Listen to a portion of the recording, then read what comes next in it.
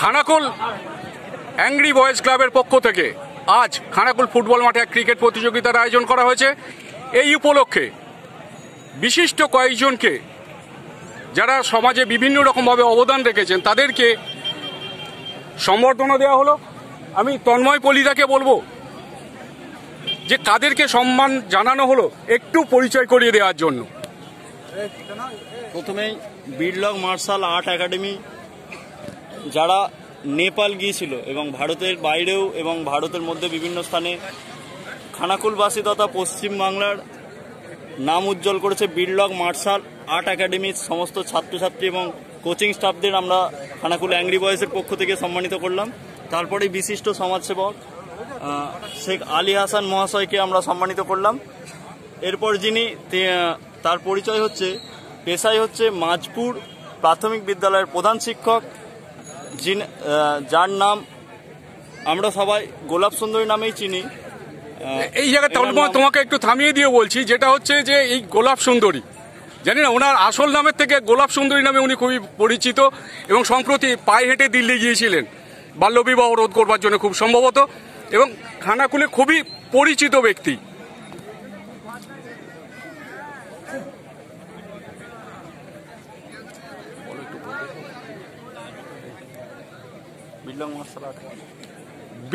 বিড়লগ martial art একাডেমির সদস্যরা, যারা খানাকুলের বাইরে গিয়ে নেপাল গিয়েছিল, সেখানে তাদের যে কৃতিত্ব সেটাকে সম্বর্ধিত করলো অ্যাংরি বয়েজ।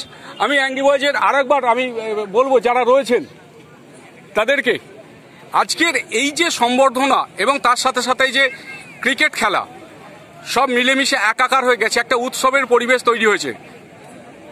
ক্লাবের পক্ষ থেকে আপনাকে কিছু বলার জন্য অনুরোধ করছি। প্রথমেই বলি, খানাকুল অ্যাংরি বয়েজ প্রতি বছরের মতো এই বছরও একটা ক্রিকেট টুর্নামেন্ট আয়োজন করেছে।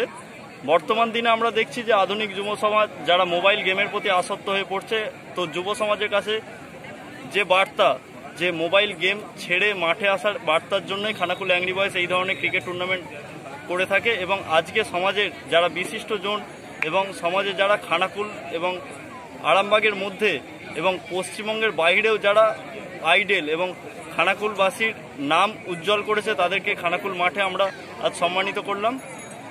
এইভাবেই আজকে আমরা প্রোগ্রামটাকে সাজিয়েছি এবং 16 দলীয় পিংপং টুর্নামেন্ট আমরা আয়োজন করছি।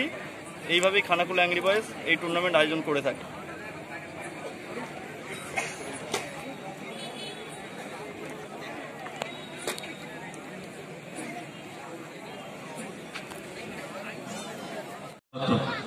এক শর্ট হ্যান্ড করছে, তার জন্য এদেরকে ধন্যবাদ। সর্বোপরি যেটা বলবো যে এই একটা সুন্দর পরিবেশ, এই রাতের বেলা হালকা গরম হালকা ঠান্ডার মাঝে যে একটা সুন্দর পরিবেশ, আর এই খানাকুলের মাঠের যে পরিবেশ সম্বন্ধে বলতে হয় না।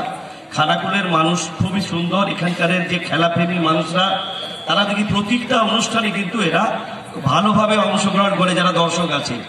সর্বোপরি বলি যে আমি একটু রাজনীতি করা ব্যক্তিত্ব, রাজনীতি মানে কিন্তু একটা খারাপ দিক উঠে আসে। তাই বলবো এই এলাকার একটা সময় খানাকুলের নামটা শোনা যেত রাজা রামমোহনের নাম, এখন কিন্তু খানাকুলটা একটা খুব খারাপ জায়গার মধ্যে, একটা অশান্তির জায়গা। খানাকুল মানে একটা গন্ডগোল হবে, অশান্তি হবে এবং দিনের পর দিন আরো খারাপলে রাজনৈতিক পরিস্থিতিটা খুব খারাপ হয়ে যাচ্ছে। আমি একটা কথাই বলবো, যারা এই এলাকার সমাজ সচেতন মানুষ আছেন তাদেরকে বলি, আপনারা রাজনীতি থেকে যারা দুর্বৃত্তন আছেন, যারা খারাপ লোক আছে, যারা গুন্ডাগার্দি করে, যারা অশান্তি করে, সেই মানুষটিকে সরিয়ে সাধারণ মানুষ, শিক্ষিত মানুষ, তারা রাজনীতির মূল স্রোতে আসুন। রাজনীতিকে গালাগালি করলে হবে না, রাজনীতিকে গালাগালি করে রাজনীতির মানুষদেরকে ঘৃণা করলে হবে না।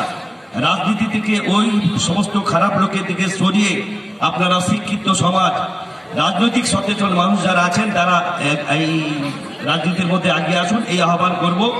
আর খেললে মানুষের মন ভালো থাকে, মানুষের শরীর ভালো থাকে, খেলা দেখলে মন ভালো থাকে। তা আমি একটা সমাজে বার্তা দিচ্ছি বেশ কিছুদিন ধরেই বাল্যবিবাহের বিরুদ্ধে। আমি বাল্যবিবাহের বিরুদ্ধে বার্তা দিচ্ছি গোলাপ সুন্দরী সেজে। আমার নাম দিয়েছি গোলাপ সুন্দরী। আমি বহুরূপী সাজি, গৌরব সাজটা অনেকে বলে মহিলা সাজ।